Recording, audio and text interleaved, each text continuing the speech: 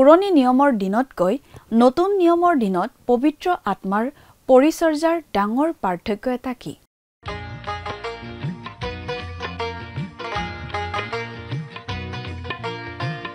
আজিৰে পবিত্ৰ ক্ষণতে উজলি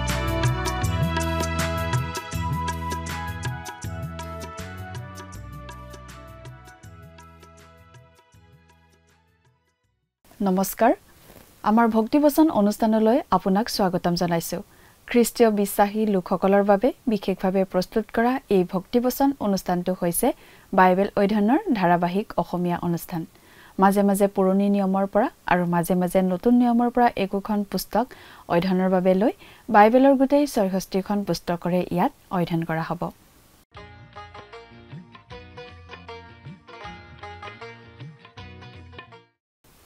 প্ৰিয় দৰ্শক আপুনি যদি আমাৰ আগৰ অনুষ্ঠানটো শুনিছিল তেনেহলে আপোনাৰ নিশ্চয় মনত আছে যে আমি এতিয়া বাইবেলৰ পুৰণি নিয়ম খণ্ডৰ সগ্গই ভাৱবাদীৰ পুস্তক নামৰ পুস্তকখন অধ্যয়ন কৰি আছো যোৱা অনুষ্ঠানত আমি এই সগয় ভাৱবাদীৰ পুস্তকখনৰ 2 নম্বৰ অধ্যায়ৰ 1 নম্বৰ পদৰ পৰা 3 নম্বৰ পদলৈকে পঢ়ি তাৰ ভিত্তিত আগবঢ়োৱা আলোচনা শুনিবলৈ পালো। আজিৰ অনুষ্ঠানত আমি এই সগয় ভাৱবাদীৰ পুস্তকখনৰ 2 নম্বৰ অধ্যায়ৰ 4 নম্বৰ পদৰ পৰা 5 নম্বৰ পদলৈকে পঢ়ি তাৰ ভিত্তিত আগবঢ়োৱা আলোচনা শুনিবলৈ পাম। মানুহবোৰে যিটো মন্দিৰ সাজিলে সেইটো চলোমনৰ মন্দিৰটোতকৈ যথেষ্ট নিম্নমানৰ হৈছিল। বাবিলনৰ বন্দী অৱস্থাৰ পৰা ঘূৰি অহা মানুহবোৰৰ মাজত কিছুমান বৃদ্ধ লোক আছিল যিবোৰে চলোমনে সজা সেই প্ৰথম মন্দিৰটো দেখিছিল। দ্বিতীয় মন্দিৰটো নিম্ন মানদণ্ডৰ হোৱা বাবে মানুহবোৰ হতাশ হৈ পৰিছিল, কিন্তু ঈশ্বৰে মানুহবোৰক উৎসাহিত কৰিছিল। মন্দিৰটো হয়তো অতি সাধাৰণভাৱে নিৰ্মাণ কৰি থিয় কৰা হৈছিল, কিন্তু তেওঁলোকে সেইটো আনন্দ উদযাপন কৰিবলগীয়া কথা আছিল।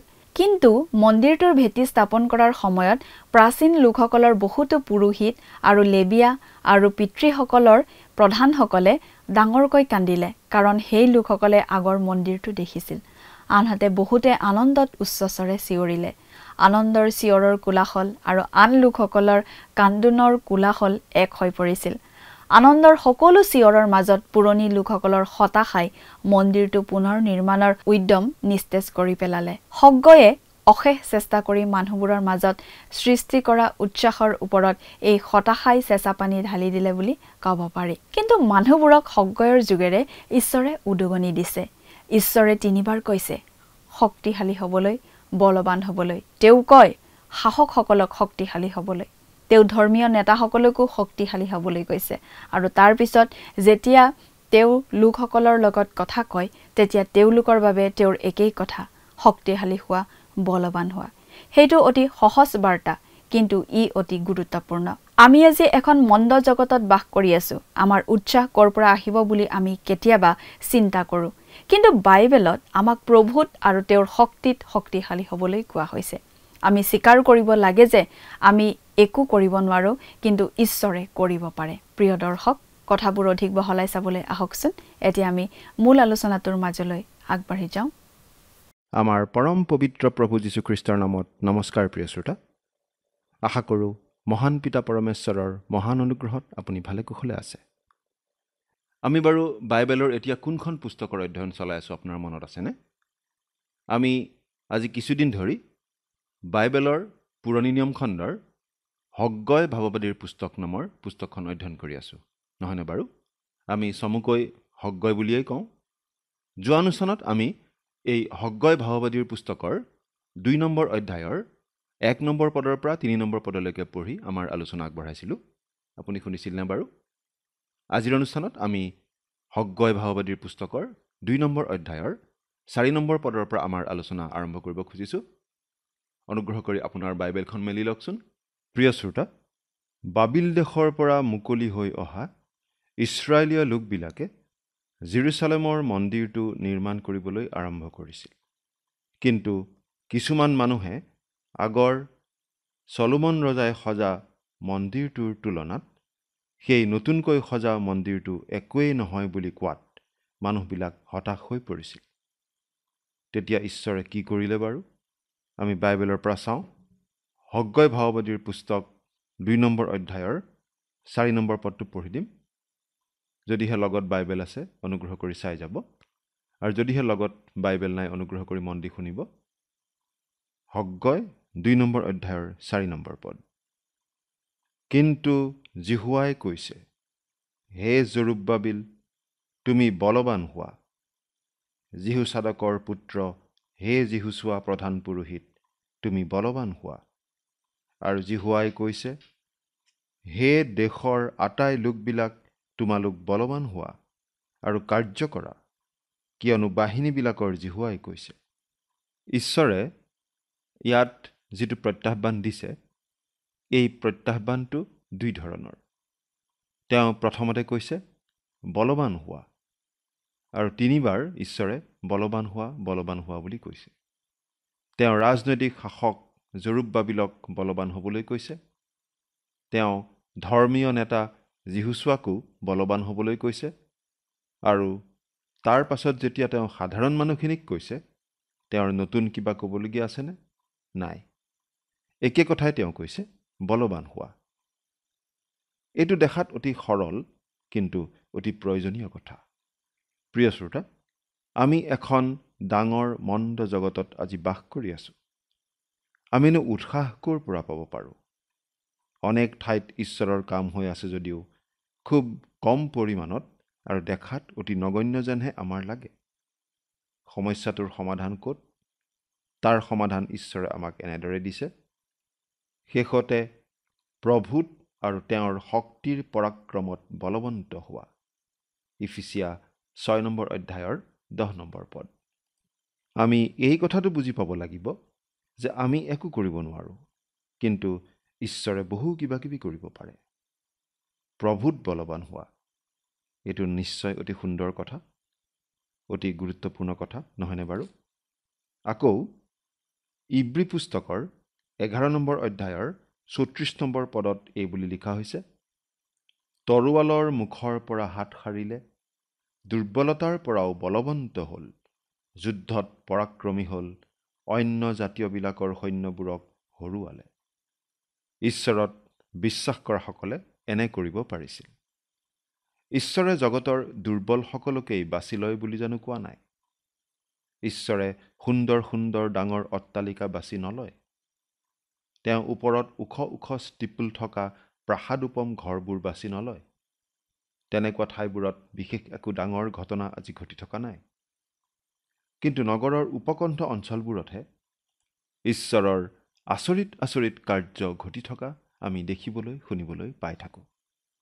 আৰু বহুতো সৰু সৰু গীৰ্জাঘৰবোৰহে মানুহেৰে ভৰি থাকে, নহয়নে বাৰু?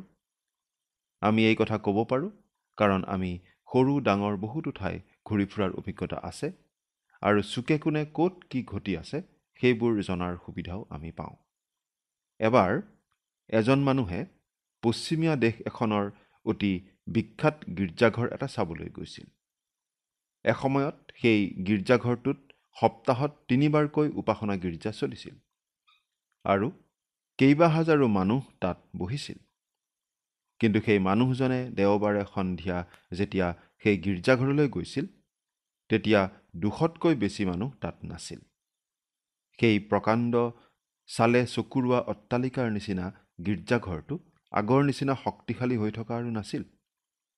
সেই একেধৰণৰ কথা আজি আন বহুতো ডাঙৰ ডাঙৰ নগৰৰ গীৰ্জা কিছুমানৰ ক্ষেত্ৰতো খাটে।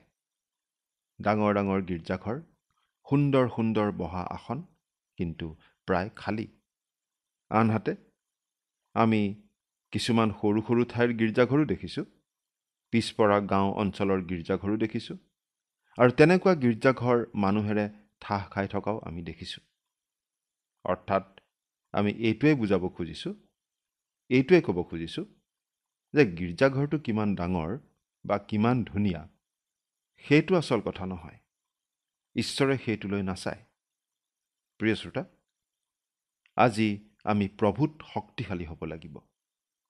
এই কথাটো ঈশ্বৰৰ বাক্যত বহুবাৰ উল্লেখ কৰা হৈছে। ডেকা পালক তিমথীলৈ পাচনি পৌলে এই বুলি লিখিছিল, এতেকে হে মোৰ পুত্ৰ, খ্ৰীষ্ট যীশুত থকা অনুগ্ৰহত তুমি বলৱান হোৱা। 2 তিমথীয় 2 নম্বৰ অধ্যায়ৰ 1 নম্বৰ পদ। এই 2 তিমথীয় পত্ৰখন পাচনি পৌলৰ বিদায়বাণীৰ নিচিনা। তেওঁৰ বিশ্বাসৰ পুত্ৰ তিমথীলৈ তেওঁ লিখিছে, তুমি ঈশ্বৰৰ সন্তান, গতিকে এতিয়া শক্তিমন্ত হোৱা। এইটো নিশ্চয় অতি উৎসাহজনক কথা, নহয়নে বাৰু? কোনোবাই কেতিয়াবা ক'ব পাৰে, মোৰ পৰিচৰ্যাটো ইমান সাধাৰণ আৰু মই কাম কৰা মানুহখিনিৰ সংখ্যা ইমান কম যে দেখাত মোৰ একো কাম নোহোৱা যেনেই লাগে। প্ৰিয় শ্ৰোতা, আপুনি যদি তেনেদৰে ভাবে, তেনেহ'লে শয়তানেহে আপোনাক তেনেদৰে কৈ আছে। শয়তানৰ কথালৈ কাণ নিদিব। ঈশ্বৰেহে ফিটাডাল লৈ জুখিব আৰু কোন ডাঙৰ, কোন সৰু, কাৰ কাম মহৎ, কাৰ সাধাৰণ সেইটো ঈশ্বৰেহে ক'ব। আজি বহুতো লোকে খেৰৰ দোম সাজি আছে আৰু সেইবোৰ দেখাত যথেষ্ট চকুত লগা যেনেই লাগে। কেতিয়াবা আমাৰো ভয় লাগে, কিজানিবা আমি খেৰৰ ঘৰে সাজি আছোঁ। অৱশ্যে তাৰ মাজত 2 এচপৰা সোণো থাকিব পাৰে, কিন্তু খেৰৰ লগত একে ৰং হোৱা বাবে সোণ আমি বিচাৰি নাপাবও পাৰোঁ। মুঠতে ঈশ্বৰে আমাক এই কথাটো পৰিষ্কাৰ কৰি দিছে যে আকাৰ বা আকৃতিটো আচল কথা নহয়। ঈশ্বৰে আজি আপোনাক মোক এই বুলি কৈ আছে, তোমালোকে পৰ দি থাকা, বিশ্বাসত সুস্থিৰ হোৱা, পুৰুষালী দেখুওৱা, শক্তিমন্ত হোৱা। 1 কৰিন্থিয়া 16 পদ। আৰু পাচনি পৌলে এই কথাখিনি লিখিছিল কৰিন্থত থকা কিছুমান নতুন বিশ্বাসকাৰীলৈ। তেওঁলোকক কৈছিল, কেঁচুৱাৰ নিচিনা নহৈ কেঁচুৱাৰ বিচনা এৰিবলৈ, কেঁচুৱাৰ চকী এৰিবলৈ আৰু বৃদ্ধি পাবলৈ। প্ৰভুত বলৱান হওক। প্ৰিয় শ্ৰোতা, আজি ঈশ্বৰৰ কাম কৰাত আমি এইদৰে বলৱান হোৱাটো অতি প্ৰয়োজন। কৰিন্থিয়া বিশ্বাসকাৰীসকললৈ পাচনি পৌলে এই বুলি কৈয়ে সামৰা নাছিল। তেওঁলোকৰ প্ৰতি তেওঁ দ্বিতীয় পত্ৰ এখনো লিখিছিল আৰু তাত তেওঁ এই বুলি কৈছিল, 2 কৰিন্থিয়া 10 পদটো পঢ়ি দিম, শুনিবচোন। কিয়নো আমাৰ যুদ্ধৰ অস্ত্ৰ শস্ত্ৰ মাংসিক নহয়, কিন্তু দুৰ্গ ভাঙিবলৈকো ঈশ্বৰৰ আগত বলৱান। এজন বিখ্যাত মানুহে এই বুলি কৈছিল, মই এখন ডাঙৰ চহৰৰ এটা বিখ্যাত মণ্ডলীৰ পালক কাম কৰাৰ সুবিধা পাইছিলোঁ আৰু সেই মণ্ডলীত আগতে বহু বিখ্যাত মানুহে পালক কাম কৰি গৈছিল। তেওঁলোকে আগতে কৰি যোৱা সকলোবিলাক কাম মই সম্পূৰ্ণৰূপে সমৰ্থন নকৰিলেও তেওঁলোক সকলোৰে প্ৰতি মোৰ যথেষ্ট শ্ৰদ্ধা আছিল। তেওঁলোক খুব বিখ্যাত শিক্ষক প্ৰচাৰক আছিল আৰু সেই মণ্ডলীৰ প্ৰতিষ্ঠাতা পালকজন পৃথিৱী বিখ্যাত লোক। মই সেই মণ্ডলীৰ পুলপিটত উঠি কিবা কথা কোৱাৰ আগতে সদায় ঈশ্বৰলৈ চাই প্ৰাৰ্থনা কৰি কৈছিলোঁ, প্ৰভু, মই অসমৰ্থ, মই এই কামৰ বাবে অনুপযুক্ত, মই আজি তোমাৰ সহায় ভিক্ষা কৰিছোঁ। প্ৰিয় শ্ৰোতা, আজি আমি ঈশ্বৰক ধন্যবাদ দিব পাৰোঁ যে আমাৰ দুৰ্বলতাতেই তেওঁ আমাক সবল কৰিব পাৰে, কাৰণ আমাৰ যুঁজ বাগৰৰ অস্ত্ৰবোৰ মাংসিক বা জাগতিক নহয়, কিন্তু ঈশ্বৰৰ শক্তিৰে আমি অতি শক্তিশালী দুৰ্গবোৰো বগৰাই দিব পাৰোঁ। সেই লোকজনে প্ৰায়েই এই বুলি প্ৰাৰ্থনা কৰিছিল, প্ৰভু, আজি যদি কিবা ঘটে সেইটো আপুনিয়েই কৰিব লাগিব, কাৰণ আপুনি আৰু মই জানো যে মই অকলে একো কৰিব নোৱাৰোঁ। 2 কৰিন্থিয়া 10 5 আৰু 6 পদত পাচনি পৌলে এই বুলি কৈছে, আমি মনৰ তৰ্ক বিতৰ্ক আৰু ঐশ্বৰিক জ্ঞানৰ বিৰুদ্ধে উত্থাপিত হোৱা ওখ বিষয় সকলোকে ভাঙি পেলাই সকলো কল্পনাক বন্দী কৰি খ্ৰীষ্টৰ আজ্ঞাধীন কৰিছোঁ আৰু তোমালোকৰ আজ্ঞাধীনতা সম্পূৰ্ণ হ'লে সকলো অবাধ্যতাৰ প্ৰতিকাৰ সাধিবলৈ যুগুত হৈ আছোঁ। অৰ্থাৎ আন কথাত আমি এই বুলিও ক'ব পাৰোঁ, আপুনি যে ঈশ্বৰৰ বাধ্য হৈ চলিছে সেইটো নিশ্চিত কৰক। আপোনাৰ কামটো ডাঙৰ নে সৰু সেইটো আচল কথা নহয়, আমি মনত ৰখা উচিত বলৱান হোৱা। ঈশ্বৰে ইছৰাইলৰ লোকবিলাকক কৈছিল, এইটো সঁচা যে আগৰ মন্দিৰটোৰ তুলনাত এই নৱনিৰ্মিত মন্দিৰটো বেছি ধুনীয়া আৰু চকুত লগা নহয়, মই সেইটো জানো, কিন্তু বলৱান হোৱা। মই তোমালোকক এইটোৱেই প্ৰত্যাহ্বান জনাইছোঁ। তেওঁ 3 বাৰ কৈছিল, বলৱান হোৱা, বলৱান হোৱা, বলৱান হোৱা। ঈশ্বৰে দিয়া প্ৰত্যাহ্বানটোৰ দ্বিতীয় শব্দটো আছিল আৰু কাম কৰি যোৱা। কেৱল মাত্ৰ কামটোত লাগি থাকা। কোনে সকলোতকৈ ভাল কাম কৰি আছে তাৰ বিচাৰটো ঈশ্বৰেই কৰক। যেতিয়া আমি স্বৰ্গত খ্ৰীষ্টৰ সন্মুখত থিয় দিম, তেতিয়া কিজানি আমি জানিব পাৰিম যে আমি জনা বহুতো বিখ্যাত শিক্ষক, প্ৰচাৰক, সংস্কাৰক আদিৰ দিনত আচলতে তেওঁলোকতকৈও বেছি ভাল কাম কৰা আন মানুহো আছিল, যিসকলৰ নাম হয়তো আজি আমি কোনেও জনা নাই। আজিও তেনেকুৱা বহুতো অজ্ঞাত মানুহ আছে, যিসকলে বহুত বিখ্যাত মানুহতকৈ কিজানি ভাল কাম কৰি আছে। এজন পালকে তেওঁৰ মণ্ডলীৰ লোকসকলক এবাৰ এই বুলি কৈছিল, যেতিয়া এদিন আমি খ্ৰীষ্টৰ সন্মুখত থিয় দিম, তেতিয়া তেওঁ কিজানি কোনো এগৰাকী মহিলাক আগলৈ মাতিব আৰু ক'ব, অমুকা পালক থকা সময়ত এই মহিলাগৰাকী সেই মণ্ডলীটোৰ এগৰাকী সভ্যা আছিল আৰু তেওঁকেই সকলোতকৈ বেছি সন্মান দিয়া উচিত। মই এই মহিলাগৰাকীকেই পুৰস্কাৰ দিম। তেতিয়া মই আপোনালোকক যদি সুধোঁ, আপোনালোকে সেই মহিলাগৰাকীক চিনি পাইছেনে? আপোনালোকে কিজানি ক'ব, নাই, আমি কেতিয়াও তেওঁৰ কথা শুনা নাই। তেওঁ আনে চিনি নোপোৱা, নাম নথকা এগৰাকী সদস্য মাত্ৰ। সেই মহিলাগৰাকীৰ একো নাছিল, কেৱল মাত্ৰ এটি সৰু সন্তান আছিল। তেওঁক স্বামীয়ে এৰি গৈছিল আৰু তেওঁ সেই সন্তানটিক অকলে তুলি তালি ডাঙৰ দীঘল কৰিছিল। তাৰ পাছত তেওঁ সেই সন্তানটিক মিছন কাৰ্যৰ বাবে পঠিয়াই দিছিল আৰু সেই সন্তানটিয়ে অতি চমকপ্ৰদ কাম কৰিছিল। সেই মহিলাগৰাকী অতি বিশ্বাসী মহিলা আছিল। তেওঁ হাজাৰ হাজাৰ মানুহৰ আগত কথা ক'বলৈ সুবিধা পোৱা নাছিল, কিন্তু মাত্ৰ এজনৰ আগতহে তেওঁ খ্ৰীষ্টৰ কথা ক'বলৈ সুযোগ পাইছিল, অৰ্থাৎ নিজৰ সন্তানটিৰ আগত। আৰু তেওঁক ঈশ্বৰে মাত্ৰ সেই কামটোকেই কৰিবলৈ দিছিল। প্ৰিয় শ্ৰোতা, যিদিনা আমি প্ৰভু যীশুৰ আগত থিয় দিম, আমাৰ বহুতৰে হয়তো চকু মুকলি হ'ব। ঈশ্বৰে কৈছে, বলৱান হোৱা, কাম কৰা।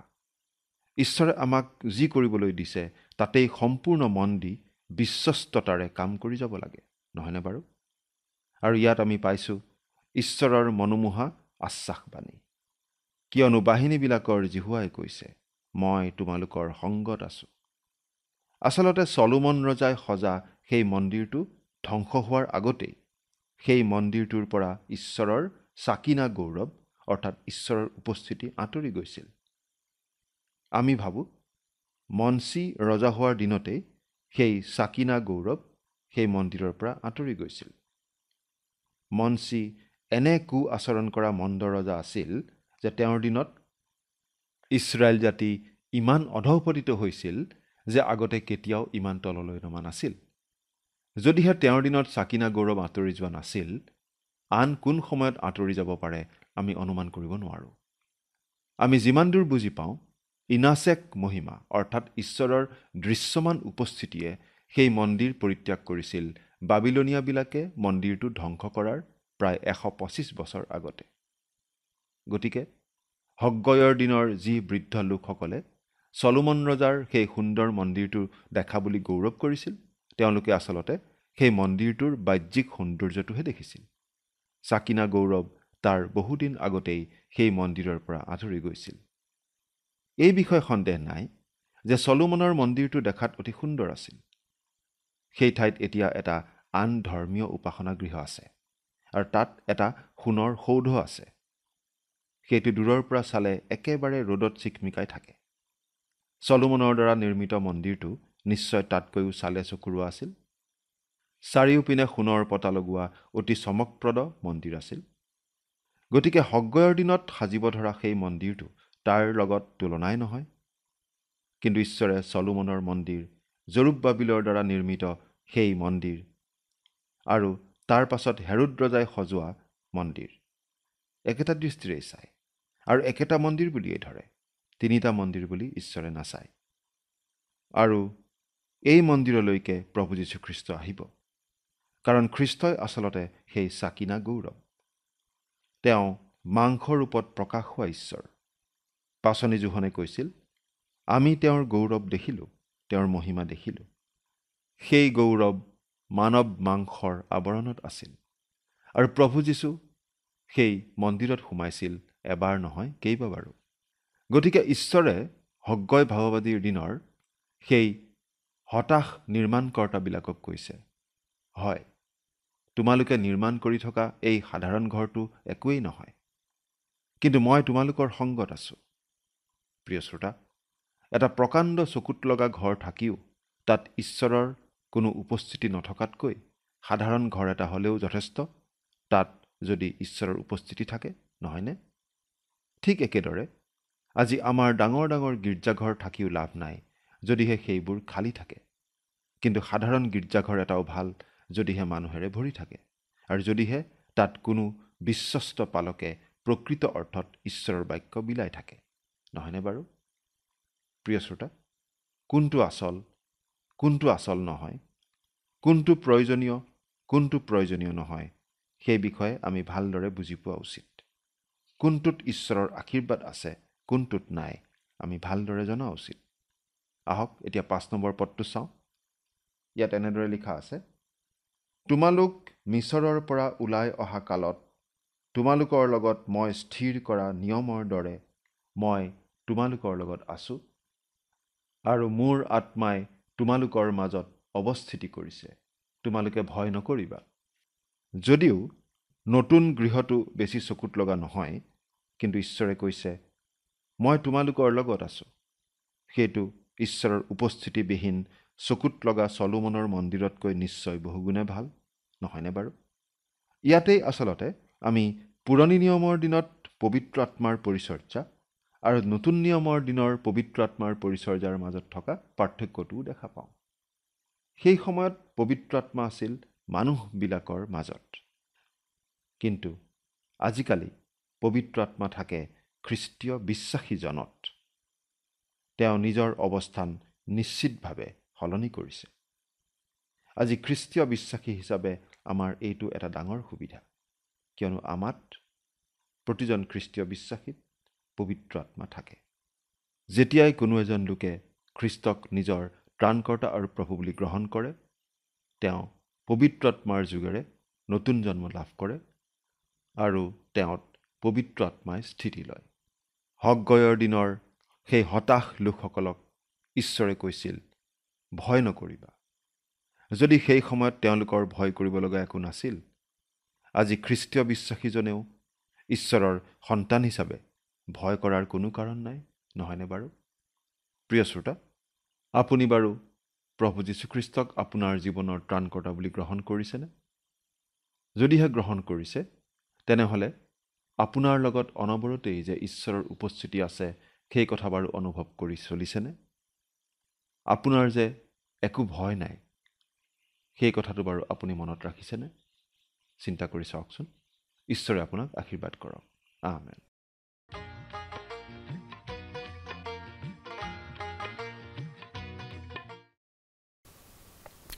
চলোমনৰ মন্দিৰটো শত্ৰুৱে ধ্বংস কৰাৰ আগতে তাৰ পৰা ঈশ্বৰৰ মহিমা জ্যোতি, চাকিনা জ্যোতি আঁতৰি গৈছিল।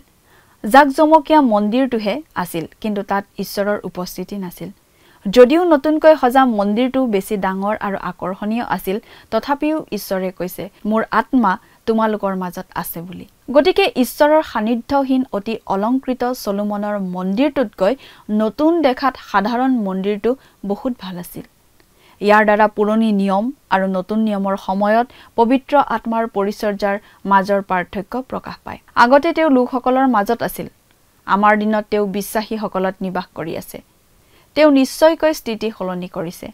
খ্ৰীষ্টত বিশ্বাসী হিচাপে আমি পোৱা এইটো এটা ডাঙৰ আশীৰ্বাদ। প্ৰিয় দৰ্শক, আজিলৈ আমাৰ অনুষ্ঠানটো ইমানতে সামৰণি মাৰিব খুজিছোঁ।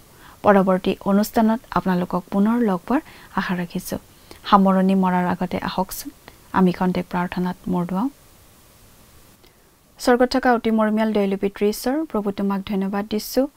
প্ৰভু, তোমাৰ যি পবিত্ৰ বাক্য অধ্যয়ন কৰা হ'ল, প্ৰভু এই অধ্যয়নৰ যোগেদি সকলো দৰ্শকে তোমাৰ বাক্য বুজি পাইছে বুলি বিশ্বাস ৰাখোঁ। আৰু প্ৰভু, তেওঁলোকৰ জীৱনত যদি কিবা প্ৰয়োজনবিলাক আছে, সকলো প্ৰভু তুমি জানা, আৰু তেওঁলোকৰ সকলো প্ৰয়োজনবিলাক প্ৰভু তুমি পূৰণ কৰিবা। এই সকলো যাচনা মহান ত্ৰাণকৰ্তা প্ৰভু যীশুখ্ৰীষ্টৰ নামত অৰ্পণ কৰিছোঁ। আমেন।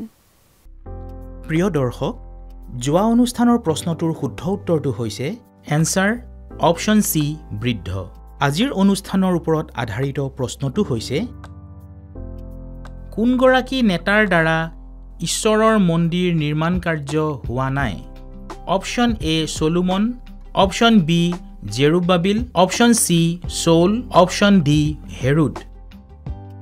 প্ৰিয় দৰ্শক, আজিৰ প্ৰশ্নৰ সঠিক উত্তৰটো আজি সন্ধিয়া 6 বজাৰ আগেয়ে আপোনাৰ নাম আৰু সম্পূৰ্ণ ঠিকনাৰে সৈতে আমালৈ 7429840242 নম্বৰত SMS নাইবা হোৱাটছআপ যোগে প্ৰেৰণ কৰক।